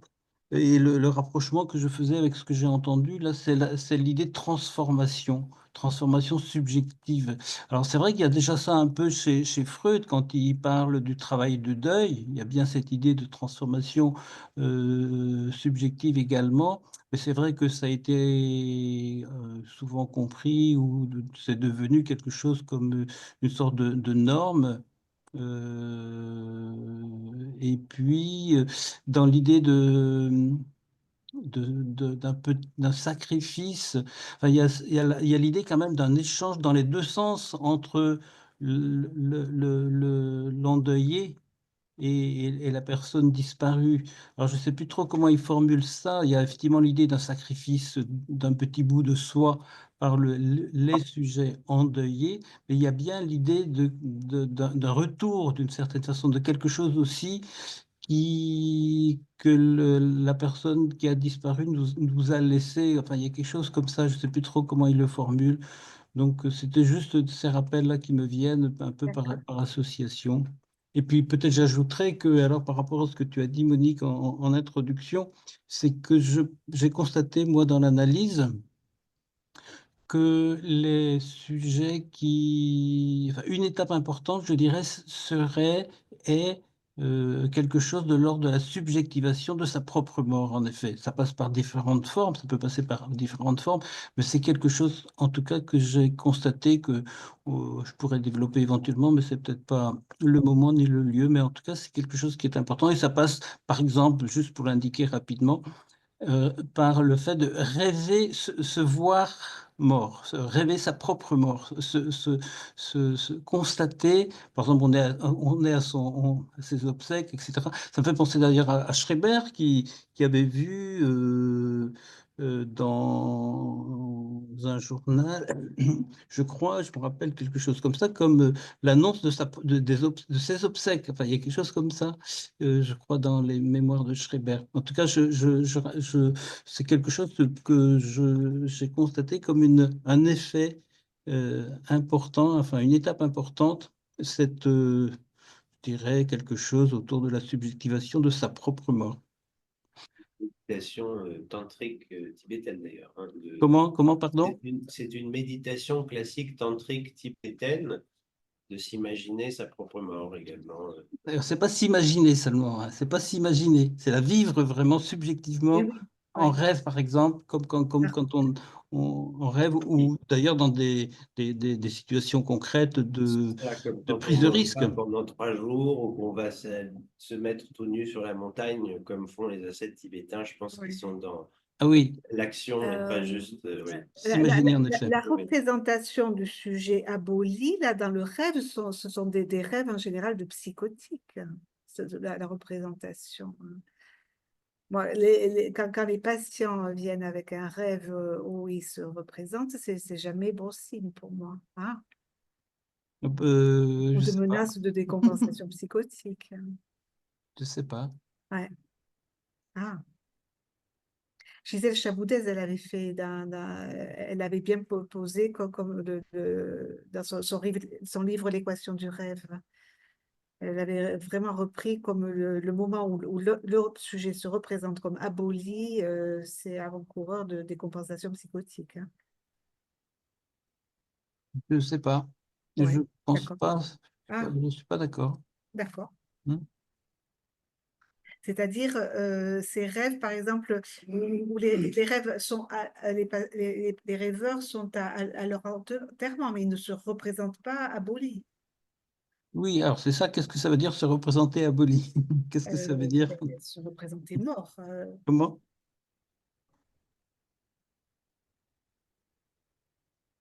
Je pense au rêve, j'avais une très jeune patiente psychotique, elle avait fait un rêve, je sais plus, ouais, elle se représentait en personnage de porcelaine, et puis il y avait un miroir qui explosait, qui l'a transpercé, l'a tué. Là. Ce rêve, je n'ai pas entendu de très bon signe. Voilà. Puis c'est assez différent de la scénarisation que donne à lire la fable. Oui, Parce que dans un rêve comme ça, il y a le scénario, c'est quand même enfin, c'est un truc d'angoisse oui, qui domine largement, là où là, c'est plutôt une forme de sublimation ah, jubilatoire tout à fait. et d'humour aussi. Hein. Je Ouais. pense que la question de l'humour, quand même, si on pense à la question pulsionnelle et à la décharge pulsionnelle, enfin, juste dans une Ouais. lecture freudienne, c'est quand même très important aussi parce que c'est là aussi le rêve que tu nous racontes, c'est pas très drôle, quoi. Non, elle se représente réifiée là en porcelaine, hein, et l'épreuve du miroir la pulvérise. Je- Oui, mais si c'est un rêve, s'il y a une adresse, ce n'est pas que, c'est pas que D'accord. du réel. Il y a bien Oui, ouais. une tentative de symbolisation. Donc, Oui, oui, je suis d'accord. Quand tu parles de l'humour par rapport au passage que tu nous as commenté, est-ce que, si j'ai bien compris, on peut entendre un peu comme une caricature ce passage-là à l'intérieur de l'ensemble du chapitre, où la position confucéenne, elle est justement moquée ou, par rapport à ce qui est présenté avant et après, aussi autour de la question de la vie et de la mort, Ouais. dans le reste du texte qu'il y a autour dans ce chapitre. Ouais, ouais, je pense que même la position du maître, tout court, elle est D'accord. caricaturée dans cette. Parce que eux sont présentés souvent, on traduit ça comme 3 maîtres, mais ce qui est ambigu, et c'est ça qui est intéressant aussi, et c'est comme ça que François Julien m'avait encouragé à le lire aussi, c'est la question de l'amitié, Ouais. finalement, qui passe au-dessus de la question de la filiation. parce que ça, c'est quand même fondamental dans ce récit. C'est-à-dire que dans une société qui est régie entièrement par des normes de filiation et de piété filiale, et donc de cette relation de maître à disciple, là, la prémisse de l'histoire, c'est trois amis. C'est des gens qui sont sur un pied d'égalité. Et qui ça, se mettent d'accord pour rester amis. En plus. Qui se mettent d'accord pour rester amis et qui disent, voilà, on peut s'assembler sans se rassembler. Et donc, faire groupe d'une certaine façon, sans toutes les identifications que suppose. Et ça, c'est très intéressant aussi, parce que c'est aussi là où, politiquement, je trouve que cette fable, elle, comme dirait François Julien, elle décoïncide pas mal des coïncidences et des normes, finalement, qui sont habituelles Tout à fait. aussi C'est bien dans la très littérature surprenant, oui, de cette oui. époque que dans ce qu'on sait, on va dire, archéologiquement, philologiquement, etc., de cette société. Et c'est pour ça que je trouve qu'aujourd'hui, au regard justement de ce qu'on peut appeler l'humanisme et de la fin de l'humanisme, donc ça fait depuis la fin des années 60 qu'on sait que c'est fini, mais qu'il y a encore toujours, mais comment ça se fait que c'est fini? Je trouve elle est très éclairante parce qu'elle nous donne aussi un autre éclairage sur ce qu'on pourrait appeler l'amitié, ce qu'on pourrait appeler le soin, ce qu'on pourrait appeler le deuil, sans aller dans aucun des repères idéologiques classiques qui sont les nôtres, quoi. Il n'y a pas de Dieu là-dedans, il n'y a pas de vérité, il n'y a pas de morale même vraiment, enfin il y a un ethos, mais je pense que ouais, enfin, c'est pour ça que je la trouve particulièrement éclairante par rapport à des questions politiques, justement. Tu vois, moi, ça m'a fait remonter, tu parlais d'association libre, ça m'a fait revenir, je pense qu'il y a une chanson de Brel où il dit je veux qu'on rit, je veux qu'on danse, je veux qu'on Ah s'amuse oui, comme c'est des vrai. fous, Ah oui. je veux qu'on rit, je veux qu'on danse quand on me mettra en dessous. Ouais, Ah oui, ah oui, oui. c'est un classique finalement de la poésie, quoi, de cette image, d'une espèce de jubilation, de... Alors, j'ai quelque chose qui me revient. J'avais travaillé il y a une vingtaine d'années un livre très bien d'une consoeur de la SPP qui est décédée juste avant la sortie du livre, qui s'appelait Martine Lucier. Elle a fait un très très beau livre sur le travail du deuil.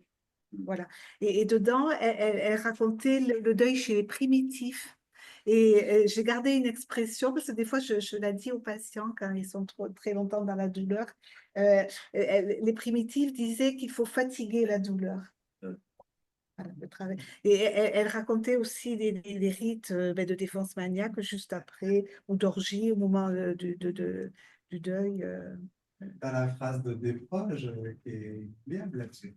Il dit on ne rit de bon cœur qu'aux enterrements. J'aimerais que vous entendre tous les deux parce que justement, j'étais en train de me dire, lorsque le deuil vient, ce qui me semble être le tournant du XXe et du XXIe siècle, est complètement anéanti par la question du massacre de masse. Et oui. J'avais en vous écoutant, je vous disais que l'avènement de la psychothérapie institutionnelle, quand même, Toscani, c'est un homme issu de la guerre et du désastre de la Seconde, et en particulier de cette intériorité à la Shoah sous le même procédé de gazage qui est l'opération T4 et l'extermination des malades mentaux par le régime nazi. Et oui. Ayant connu la folie des hommes, il s'était intéressé à la folie tout court, en essayant de réhumaniser quelque chose de cet endroit-là. J'avais par association le texte d'Heidegger là-dessus. Ouais, celui sur la Meurt-il, c'est des milliers de juifs gazés à Auschwitz, au sens de l'être pour la mort qu'on leur a supprimé avec le tragique même de leur existence. Le Dasein. Hein, oui. Ouais. Et alors je me disais que, avec Ashman, que l'objet du siècle, c'était vraiment la question du massacre de masse. Ouais. L'actualité aujourd'hui est quand même, malheureusement, assez riche à cet endroit-là. Et quel lien vous feriez, pardonnez-moi parce que la presse chinoise, je étrangère, mais est-ce qu'on n'a pas là, par rapport à cette... enfin, voilà, quelle articulation vous pourriez faire avec cette question qui me paraît être de l'ordre d'une bascule ou d'une fracture quand même dans l'éthos, justement, et qui est celle du massacre de masse. C'est la question de la mort et du deuil. Ouais, Oui. ouais, ouais. Et je pense que c'est fondamental. Je vous remercie de l'avoir soulevé et d'avoir parlé de Toscaïès parce que j'ai toujours. Enfin, je pense que Toscaïès est comme un personnage du Zhuangzi aussi, qu'il est libre, il randonne comme ça. Il est comme ça aussi d'une forme de folie et de liberté. Et c'est une époque qui est également marquée par des massacres de masse, c'est-à-dire qu'il y a une guerre incessante, permanente, d'une grande violence, et ça, les archéologues voient que les morts sont. Justement, il y a une mécanisation de la guerre à cette époque avec le char, notamment, et l'invention du char qui donne lieu à voilà, une brutalisation de la société dont est contemporain Zhuangzi, et également, et c'est pour ça que un autre conseil de François Julien, qui est un bon conseil pour ceux qui s'intéressent à la pensée chinoise, c'est qu'il ne faut jamais lire que les taoïstes, qu'il faut prendre tout comme un ensemble. Et l'autre passage que je lis à cette affaire-là, c'est un passage du Mencius que François Julien commente dans son bouquin sur la transparence du matin, où il est non seulement fait état de la guerre, mais aussi du désastre écologique finalement, puisque la fin de l'âge du bronze à travers le monde entier, c'est une période de surexploitation des ressources naturelles qui donne lieu à des catastrophes en fait, et qui finalement vont effacer comme ça ce qu'on appelle de la civilisation. Et dans ce passage du Mencius, il dit très clairement, voilà, autrefois les montagnes étaient couvertes d'arbres et les hommes les ont décapés. Mais ce sur quoi il conclut, c'est disant que même quand la montagne est complètement rasée, il y a le souffle de la nuit qui permet que se régénèrent les arbres, qui pourraient repousser, mais il introduit cette question de la condition.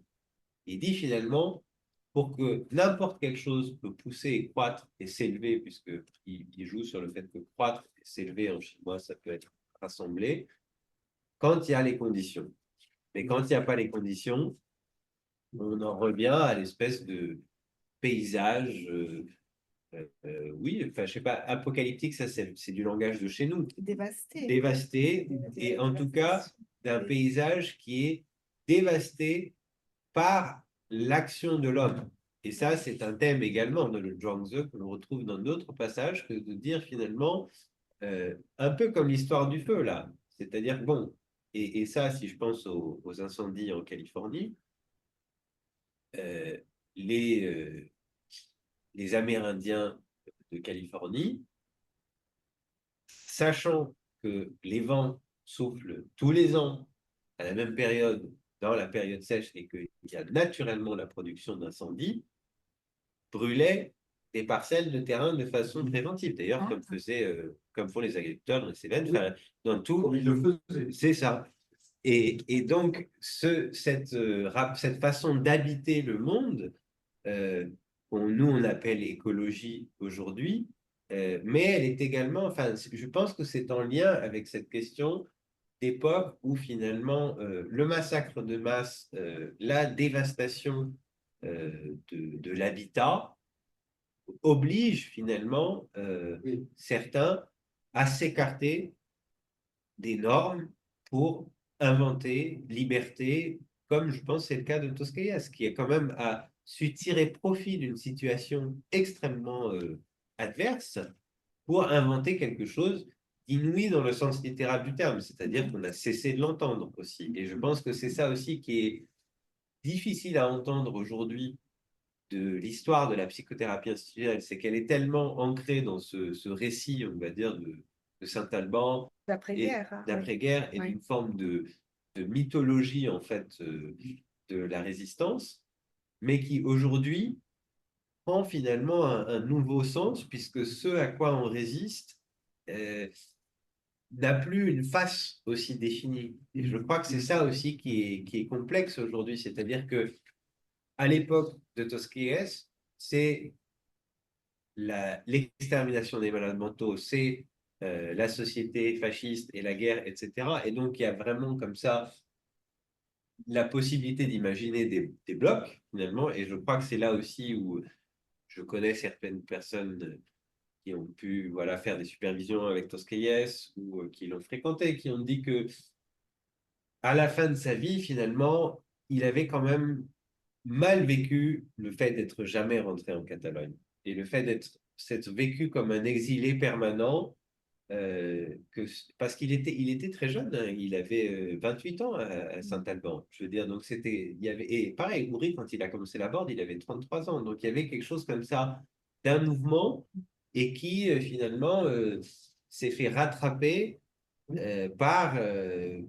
Et c'est là où je pense que la question est complexe quand même, parce que moi, je ne pense pas que le neurolibéralisme et le fascisme, ce soit la même chose, même si aujourd'hui, on voit bien que quelqu'un comme Elon Musk, qui se dit neurodivergent, eh bien, il joue avec les codes fascisme pour voilà, semer la De discorde. manière perverse. Oui, oui, d'une manière, on pourrait dire, perverse, mais justement qui montre bien que euh, la problématique euh, qui était celle de la Seconde Guerre mondiale, a évolué parce que aussi la question du meurtre de masse et de la question climatique aussi. Je veux dire, parce que si on pense à un pays comme le Bangladesh, qui est un pays qui est amené à, dans les années à venir, subir catastrophe après catastrophe de par sa situation géographique, et où donc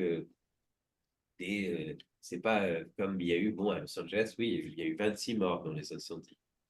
Il y a eu des dizaines de milliers de maisons. C'était beaucoup de maisons secondaires. Oui, oui, mais bon, moi, je connais personnellement des gens qui ont perdu leur maison. Je veux dire, il y a des gens qui n'étaient pas, c'était pas leur maison. Donc là, il y a.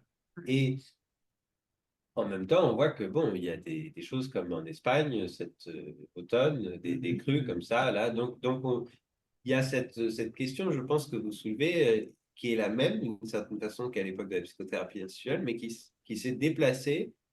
Et je trouve que là aussi où la pensée chinoise est intéressante, c'est qu'elle remet, elle sort la question de l'humanisme, justement, en tant que doctrine de l'agir humain, quoi, et comment quelqu'un comme Eichmann, justement, c'est quelqu'un qui prend la morale de Kant et qui la pervertit pour en faire la justification de pourquoi moi je faisais mon boulot, hein, j'ai fait mon devoir.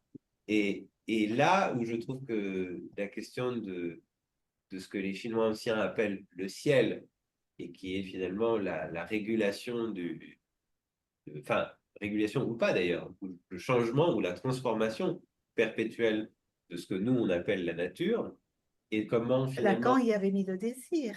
Les lois du ciel ne sont autres que celles du désir. oui, Oui, et comme Lacan dit, et c'est une phrase dans le séminaire sur le transfert, je trouve qu'il est trop peu cité, puisqu'il la répète à plusieurs reprises, ce oui. qu'il faut retenir des dieux, c'est qu'ils sont réels. Oui, oui, tout à fait. Et Ah, donc, ce qu'il faut retenir des dieux, c'est qu'ils sont réels. Donc, ce qu'on appelle, par exemple, au Japon, les chênes, enfin, oui, le c'est kami, oui, ce qui est le même caractère que chêne en chinois, d'accord. ce sont les montagnes, les rivières. Et les Japonais, suite à Fukushima, se rendent compte que, oui, il y a eu ils se sont débranchés pendant l'ère Meiji à la fin du 19e siècle et qu'aujourd'hui, en tout cas les gens de ma génération au Japon, celle de ma compagne, il y a un désir de, bon, faut réécouter maintenant.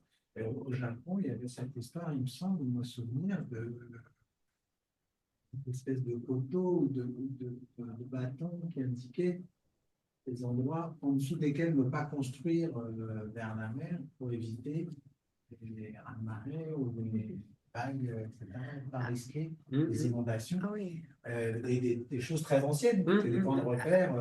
À Toulouse, le site de l'explosion d'AZF de 2001, il n'a pas été nettoyé totalement.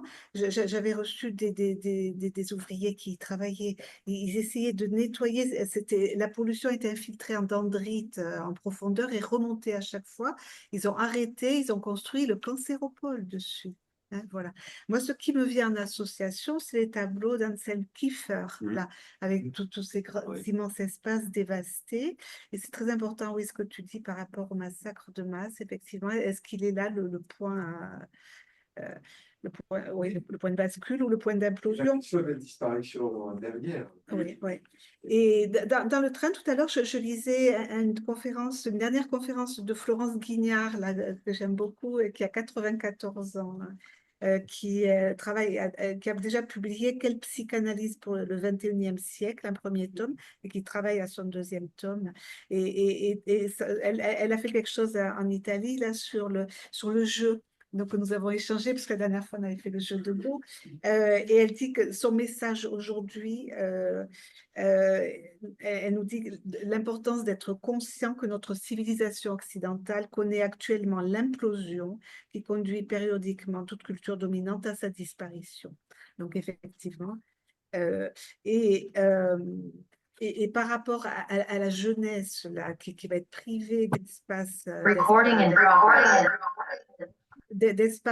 psychique, d'espace intime, d'espace de jeu, très important de réintroduire la question de ludique, et qui vont avoir, pour survivre, avoir à conquérir eux-mêmes et construire un espace viable psychique et culturel. Et elle nous dit qu'il nous faut aujourd'hui réinventer des dispositifs de soins. Donc peut-être qu'on se trouve peut-être ou pas encore, parce que peut-être que la grosse vague, elle va arriver, là on est au milieu de l'œil du cyclone, mais qu'il y a des dispositifs nouveaux de soins à inventer Je- pour aider et faire un... Oui. Ce que tu disais sur la période de guerre aussi, par rapport à tout ce qui est évoqué là, moi ça me faisait penser que dans les feuillets d'hypnose de Deschamps, je trouve qu'il y a un côté très intéressant, c'est ce qu'il dit sur le fait qu'en même temps, là, on sent dans certains passages qu'il appréhende de façon négative ce qui va se passer après. Et que la situation permet que certains hommes, certaines personnes se révèlent, vivent des choses du fait de la situation qu'ils n'auraient sans doute pas vécues. Il y a quelques exemples comme ça que j'ai en tête sans les connaître par cœur. Où il dit voilà comment ce que tu dis, cette confrontation et le contexte historique qui force le positionnement d'une certaine façon a des conséquences sur ce qui peut se faire et qui ne se fait pas sans doute dans d'autres circonstances. Et l'attaque perverse de la société d'aujourd'hui, j'ai beaucoup aimé Agamben, tu vas me dire dans quel livre tu l'as pris, sur la question des formes de vie.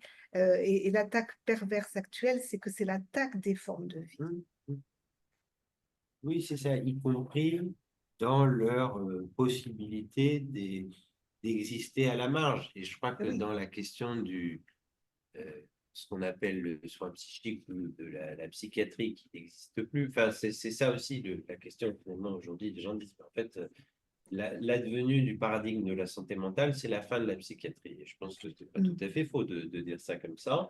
Et ce qui est en situation de disparaître, justement, ce sont des lieux comme la Borde où il est possible de vivre une forme de vie qui est celle de, comme dit Zhuangzi, l'homme irrégulier, l'homme dissemblable. Et que c'est cette dissemblance qui est, parce que je sais que ça fait donc presque 2 ans que je travaille avec cette analysante qui est, que certains pourraient dire limite ou psychotique. Enfin, moi, c'est pas trop ma question dans le cabinet, celle du diagnostic, mais en tout cas, elle est venue au début de son travail avec cette question qui était: est-ce que c'est normal? Est-ce que c'est normal? Est-ce que c'est normal? Mais je fais ça, mais ça c'est normal. Et l'analyse progressant, et en même temps, bon, ben, comme moi j'ai un passif dans le travail social et que je voyais que sa situation, qui était une situation très difficile, c'était celle de la dépense compulsive, donc jusqu'à dilapider des dizaines de milliers d'euros et tout ça, parce qu'elle avait les moyens de le faire, mais dans une fuite voilà, qui était très à la limite, et ben, je suis sorti de mon cabinet d'analyste pour l'accompagner à un rendez-vous avec une psychiatre au CMP pour commencer à mettre en place une curatelle. Et la curatelle a été actée, pour le coup, il y a 2 semaines. Et pour cette analysante, c'est une libération. Et c'est ça qui est, je veux dire, par rapport à décoïncider de Libérer notre... sa pulsion. Et en même temps, elle est inscrite dans il y a un symbolique là qui est massif, qui fait, mais qui, paradoxalement, qui fait limite et qui la protège de la relation incestueuse Et de forme avec son père. Puisque dans le rêve, elle rapporte très peu de rêves. Un rêve, ah oui, j'ai rêvé que je faisais l'amour à mon père. Donc ça, c'est quand même dans ce truc très, voilà, sans filtre, quoi, on va dire. Et là, la curatelle fait ce truc qui la sépare de ce père qui lui donne de l'argent à dilapider. Ah, c'est l'argent du père. C'est l'argent du père. C'est l'argent de la séparation. Oui, c'est ça, forcément. Enfin, c'est l'argent du père et de la mère qui lui dit, bien sûr, tu t'habilles comme si, non, pourquoi tu es trop grosse, etc. Enfin, voilà, on voit bien la situation. Mais ce que je trouve intéressant, c'est de se dire, bon, un peu de travail social, un peu de psychothérapie institutionnelle, un peu de pensée chinoise, on sort du cabinet, on cohère ensemble, on va au rendez-vous, et c'est un acte en même temps. Et je pense que cet acte-là, il est analytique. Il n'est pas juste, c'est pas juste de l'extension de la psychanalyse. Et c'est là où les trucs de la psychanalyse sur le divan et le reste, c'est l'extension. Ça, en tout cas, moi, ce genre d'accompagnement, et puisque en plus, c'est à la suite de ça qu'elle commence à dire oui, mais maintenant, il y a tel homme avec qui ça se passe, et puis elle s'ouvre à un fantasme aussi. C'est comme ça que vous pensez la psychothérapie institutionnelle. Mais à l'échelle du cabinet. Sans Sans psychiatrie, parce que ça, je pense que ça a été. Donc, Ah non, mais je pense qu'une des grandes erreurs de la psychothérapie institutionnelle, ça a été d'assimiler champ freudien et psychiatrie. De dire que c'est la même chose. Et ce que je trouve intéressant de finalement ce qui serait peut-être la mort de la psychothérapie institutionnelle, c'est qu'elle aurait éclairé le champ freudien sur ce qu'il n'aurait pas pensé justement. la psychothérapie institutionnelle, on parlait de tout ce qu'il y a. C'était dans un contexte particulier. Le contexte actuel est différent. C'est de ne pas dire que la psychothérapie institutionnelle ne peut pas exister. Je pense qu'elle. En tout cas, mais elle peut. Regarde le congrès, Non, le colloque que vous avez fait à Montpellier, il y a eu 100 personnes, 110 personnes. C'est très, très compliqué quand Oui. même, hein, dans le contexte actuel. Institutionnel. Des pressions institutionnelles C'est ça. sur le fonctionnement de l'institution, c'est quand même très, très compliqué. C'est pour ça que à mon avis, elle éclaire le champ freudien pour régénérer plutôt la psychanalyse, on va dire, hors psychiatrie. Je pense que c'est ça qui est intéressant, parce que je pense que dans la psychiatrie institutionnelle, 110 personnes, oui, mais ce que je veux dire, c'est que dans le contexte de la psychiatrie contemporaine, je pense que les jeunes psychiatres, ils s'en foutent complètement et qu'ils lisent des cellules. Et ils y comprennent rien, c'est ça, ils y comprennent rien. L'étude médicale. Oui, Elle est formée. ah ouais. Ah oui, oui. Mais je veux dire, si on lit les séminaires, je veux dire, un jeune psychiatre qui lit un séminaire d'Oury, mais c'est du charabia pour lui. Bien sûr. Et C'est l'articulation entre la fameuse métaphore de jambes, oui, le clinique et le politique. ouais, C'est là qui est barré, quoi. c'est ça. Parce que le politique, pour les jeunes psychiatres, aujourd'hui, c'est la réhabilitation psychosociale. Mais la réhabilitation psychosociale, c'est la normativité. C'est ça, Je veux c'est dire, l'adaptation. Après, je pense que c'est davantage que le psychanalyste. Je pense que Tosquiès, contrairement à Horry, fonctionnait beaucoup plus comme parce que ce qu'il appelait déconiatrie. Et ça, je crois que c'est magnifiques inventions.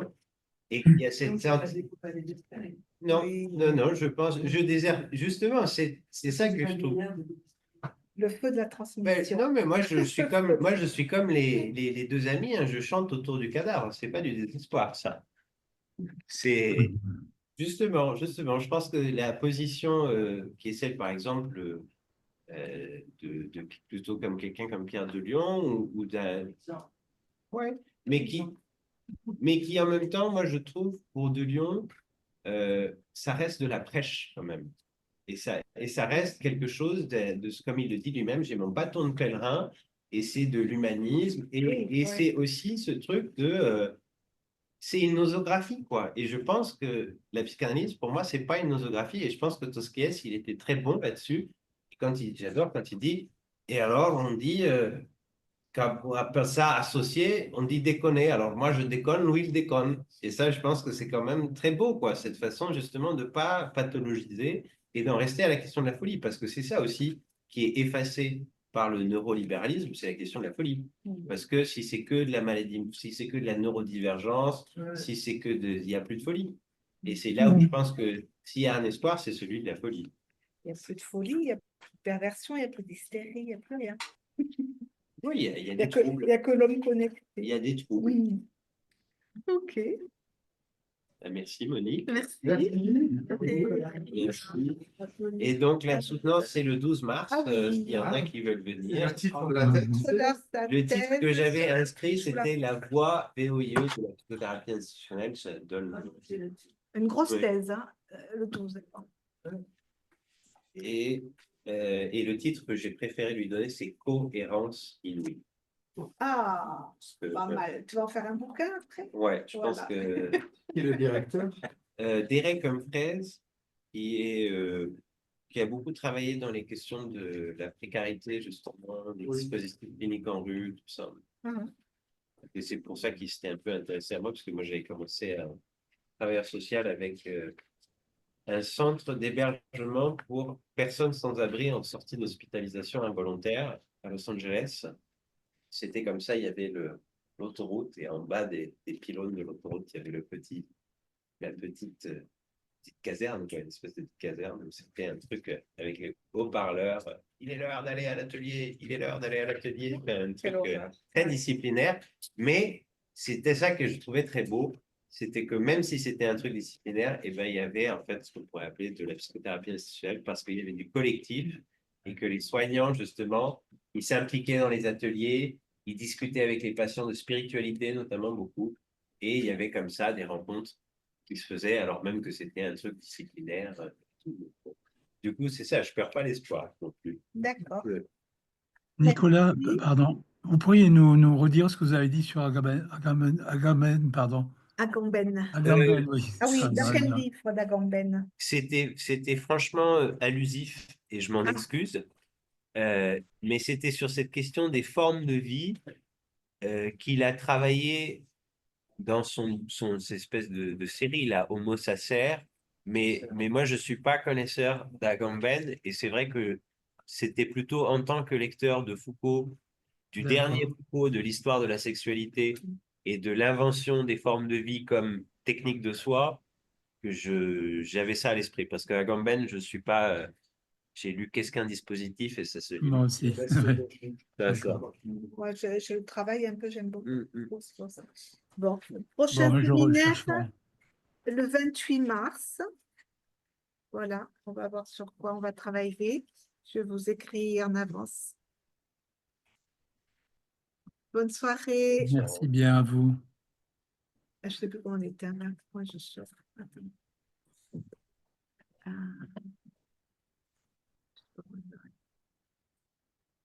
D'habitude, il y a une touche là, quitter. C'est en